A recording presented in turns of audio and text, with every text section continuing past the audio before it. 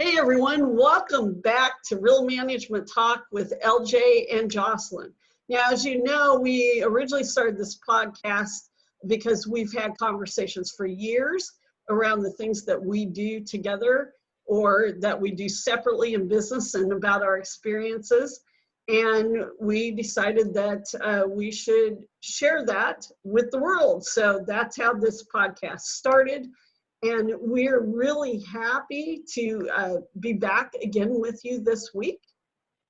And LJ, I've got quite the topic this week I think that we should talk about. Something I've been thinking about. What is it? So I think let's talk about the art and creativity in writing. Oh, wow. I love that. That's such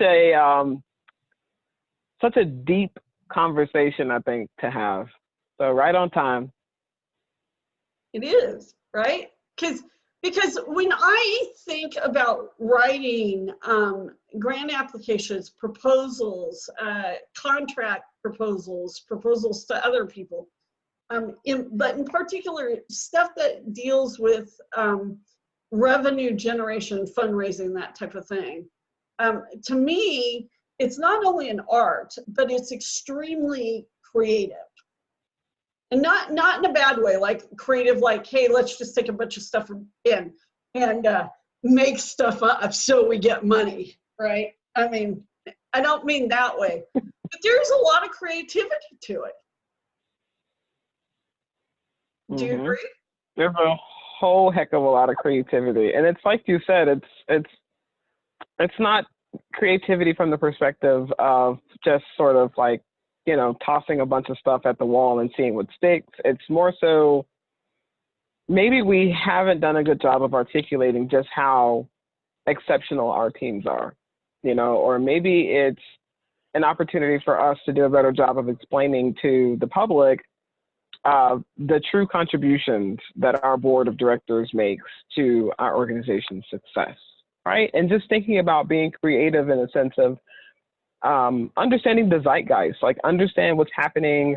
If you're right now with us, we're, talking during the pandemic, COVID-19, creativity in the grant writing process is going to involve you thinking about the direct impact that your work has on the community that which you serve, right? And the direct impact may not necessarily be traditional. It may not be, hey, we, hand out 1,500 socks to the homeless every month.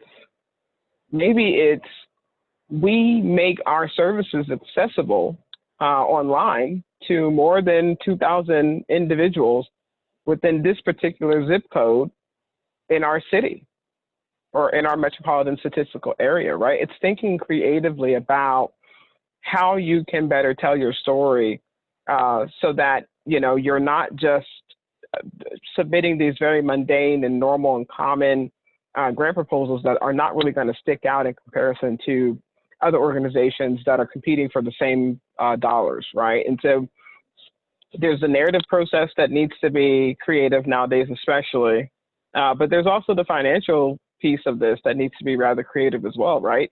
We've got to be thinking about the ways that you account for the work that you do on a daily basis. You'd be surprised, not Jocelyn, to the listening public, you'd be surprised that a lot of my clients, especially now, I'm talking multi-million-dollar budgets, organizational budgets that they're managing, and they do not have programs that really do a good job of accounting for the expenses that they incur on a monthly basis just for doing business, right? Right. A lot of times they categorize the day-to-day, the cost of doing business, essentially, cost of goods sold. They miscategorize that on a very sort of natural basis, a normal basis, and it very much hurts the capacity for the nonprofit once they're filing their taxes to, recoup some of those, cost of doing business sorts of expenses. And, by putting together different fundraising campaigns to, cover those costs or doing a better job of writing grants and asking for specific types of indirect to support those costs, right? So there's a lot of ways for you to be really creative in the context of grant writing, but really what we're thinking about is broadly your fundraising strategies, right? Because we have to remember that grant writing is a function of fundraising. What do you think, Jocelyn? Well, I do agree, and it is a function of fundraising. And I think to our listening audience, what I'm going to say is a lot of people don't realize, especially as you're putting together proposals, to get people to invest in your business, in your nonprofit business. Now, they're not investors like as a publicly held company where you have shareholders, so they're getting dividends, and that investment's not, passing to somebody an owner at the end of the day as a form of profit, right? It all stays within the business in order to share, to promote the business and serve the public. But it's the creativity in the sense of a lot of it has to do with it, and what most people don't, they put the disconnect between that proposal writing and even the marketing and sharing out with the public on what they're doing. In proposals, you are literally telling stories. It's not just all data. It's not all data, but those stories have to be able to connect to what you're asking that investor, that donor, that foundation to put into you.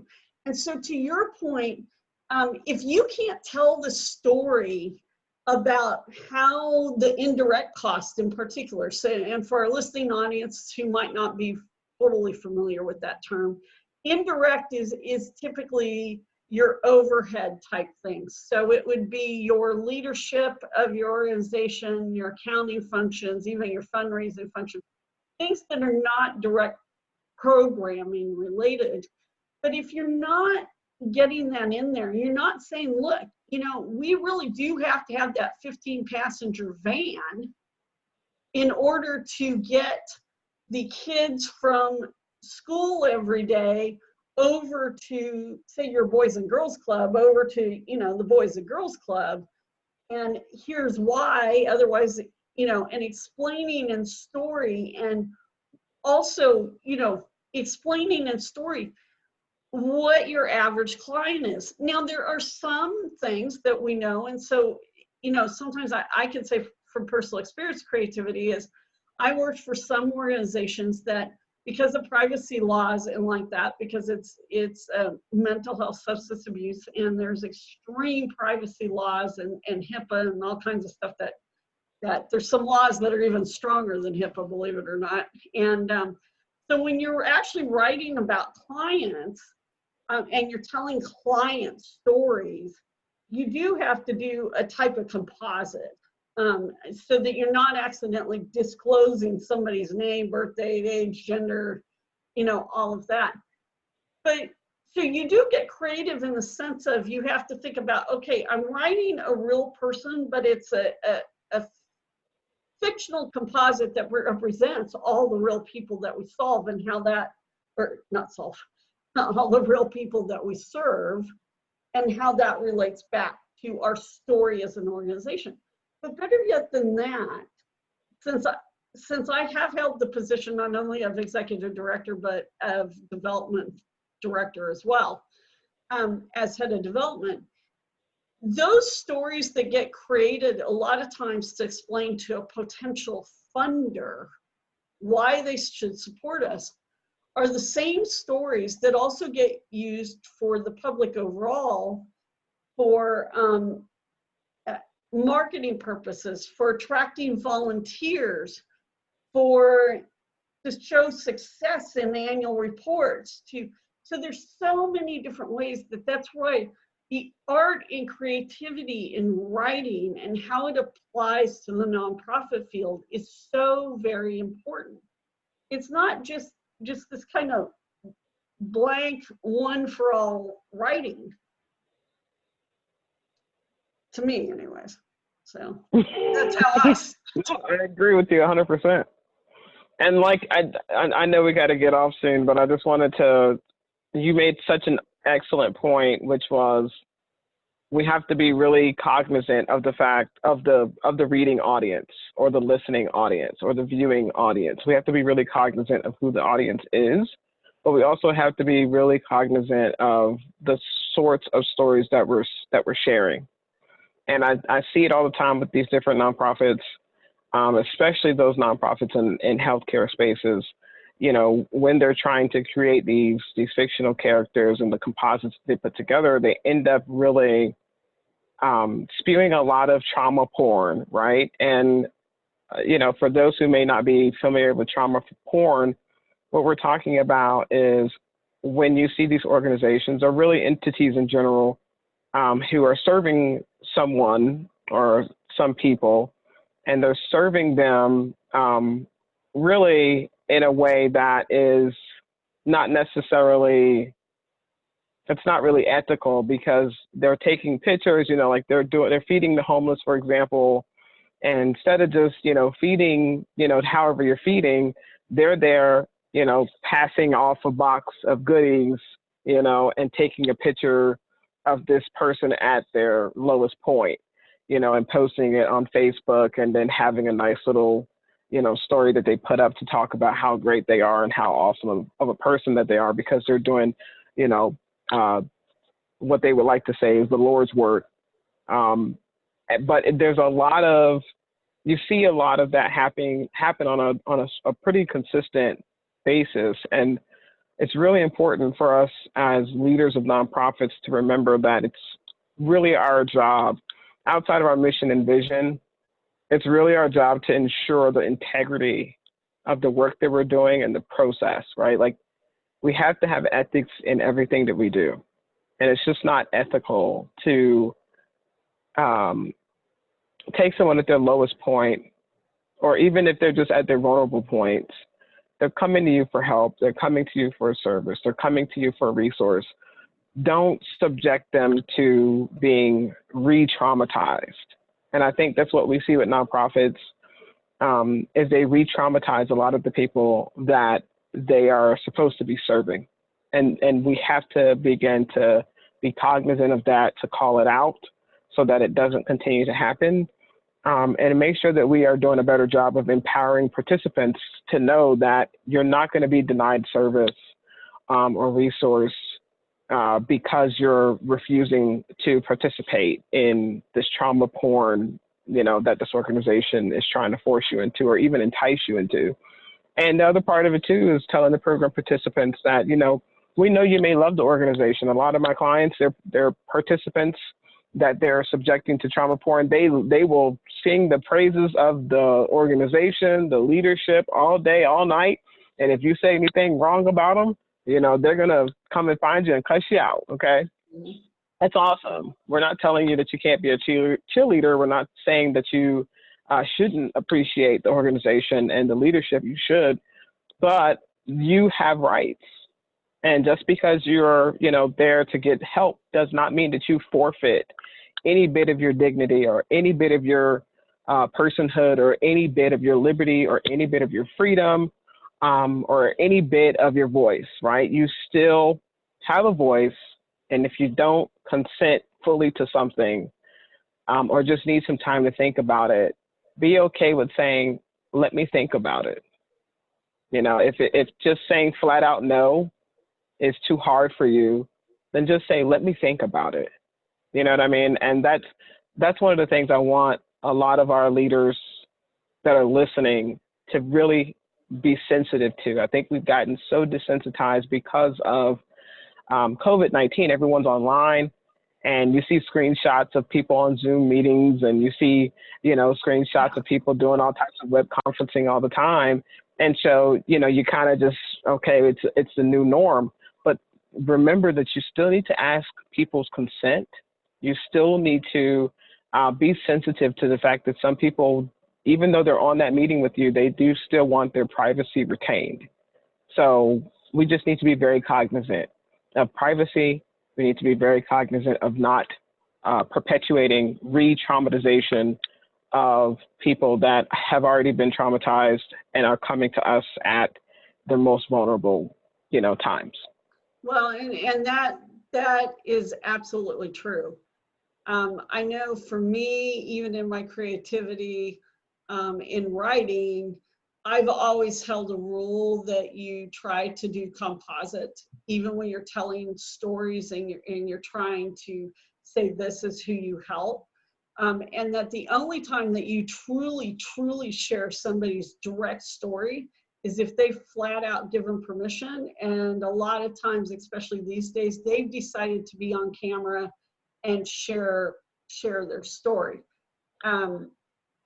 or write their story up and give you direct permission to use it. But the other side to this, and before we close this episode out, is to your point about trauma and re-traumatizing. The other side is, I'm going to say that I have seen and I have reviewed a lot of grant applications, even for other organizations and like that, that just pour on the trauma that the people that they're trying to help are. Guys, anybody who's listening to this, I'm going to say this in all honesty, in all the years, I think I'm on year 23 of writing applications at this point. So here we go. Honestly, stop with the trauma in your applications. You know what? Your funders actually get the fact that the population that you're serving, especially if you're in the human services field, is a lot of times at the lowest points in their lives. They get that. They want you to, just like with any, because as we've discussed on previous episodes, these types of proposals are mini business plans. So they want to make sure that you know that you're talking about where it is. But when you keep talking to donors and like this about, oh, come help so-and-so, those ads that we've all seen on TV for years and years and years about adopt the kid. Not adoption, but like, $19 can help feed this child someplace else in the world, especially, if you're listening to this here in the US, we've been subjected to those commercials for probably like 35 years now.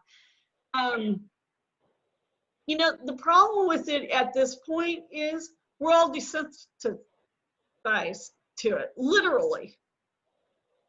And you need to talk about real people. You need to talk about the people that you're serving. You need to, not everybody that you're serving fits within this mold. There's an organization that I know of that's in LJ, where you are geographically, as opposed to where I am at right now. And they, even though they're in the same part of the city with a whole bunch, that really the demographics of the population as far as like income and household sizes and that type of stuff, education levels and stuff are the same. They serve a very unique niche of those folks, and they didn't start out doing that. It's just over time, as their program developed, it's people with a certain mindset.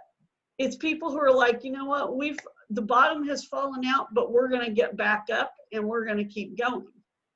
And those are the people that do the best in their program, because, and they don't have anything any different than similar programs that are also in that same area of town. It's just that, different programs attract different people. Well, if they keep talking about their folks the same way that another organization that's more than 100 years old in the city serves the same population, but if these guys talk about how their folks coming to them are the same as these folks, it's two totally different things. The only thing that's the same is that they live in the same zip codes, and a lot of times it's the same educational attainment. And unfortunately, because of the education attainment, so far, it's a lot of times the same household income. But that's the only difference between them. And yet both organizations do fantastic work, but they can't tell the same story. If they're both telling the same story, they don't attract those investors, those donors to what they're trying to do. And they also don't have the program participants after a while, because everybody feels like they're the same. So I think that's the big thing, is we can't keep perpetuating this trauma narrative, is what I'm going to call it, to say. And unfortunately, in the nonprofit world, that has been what's been done for a long time. And it's time that we stop doing that. COVID, unfortunately, has just highlighted that. And the ones who are figuring it out are doing well. And just like the rest of the businesses, the ones who haven't, doing bad. You know, and so what we're encouraging everybody who's listening to this is work on changing the story, the narrative, really telling the story of what your organization is doing. Because I know you've all have heard this a million times, but you know, at this point, this year is totally unprecedented. We've never seen anything like this. And unfortunately, there is true economic fallout, and it's the truth of for-profit and nonprofits. And, you know, there's as many as 40% of businesses, and keep in mind, most businesses are small businesses. They're not huge businesses, that they're estimating before this is all over may go out of business.